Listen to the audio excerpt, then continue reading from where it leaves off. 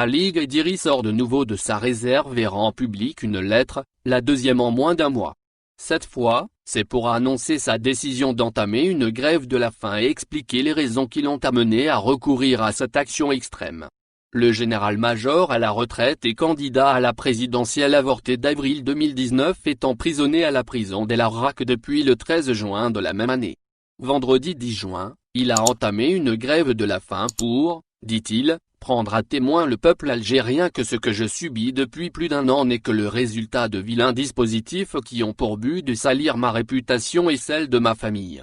Je ne recherche ni la compassion ni la pitié. Si je me suis décidé à parler aujourd'hui, c'est pour éviter une mauvaise interprétation de mon action et dire surtout que tout ce que j'endure depuis mon incarcération n'est dû qu'à une seule raison, ma candidature à l'élection présidentielle du 18 avril 2019, écrit-il dans sa lettre datée du 6 juillet.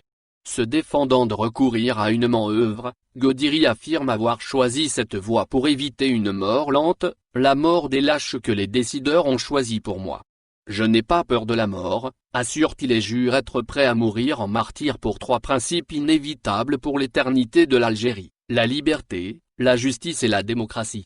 Ali Guediri était poursuivi pour entreprise de démoralisation du moral de l'armée et réunion de documents et d'informations à la disposition d'agents étrangers, mais en juin dernier, la chambre d'accusation a abandonné cette dernière charge pour ne garder que celle d'atteinte à l'armée. L'ancien général s'en défend. On m'accuse d'avoir attaqué l'armée, dans un entretien accordé au quotidien et éloitant. J'ai cependant déclaré que c'était la seule institution capable de sauver le pays des problèmes dans lesquels il se trouvait. À une question portant sur le chef d'état-major, j'ai également répondu, parce que je le connaissais personnellement, qu'il ne permettrait à quiconque d'outrepasser la Constitution et de déstabiliser le pays.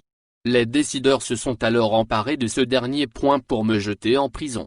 Mais il s'agissait en fait d'un confinement politique, car on voulait m'éloigner de la scène politique durant la période électorale. Au vu de la tournure prise par la procédure, l'un des avocats, Maître Bourreillou, avait expliqué début juin que son client risquait de rester en détention provisoire pour au moins 2 autres années. Le 16 juin, Ali Guediri avait adressé une lettre ouverte au président Abdelmadjid Tebboune. Après une année de détention, l'on est venu me signifier, pour la 4e fois consécutive, la prorogation, nonobstant la forme, de la durée de confinement politique auquel je suis soumis et désigné par euphémisme mandat de dépôt, avait-il écrit.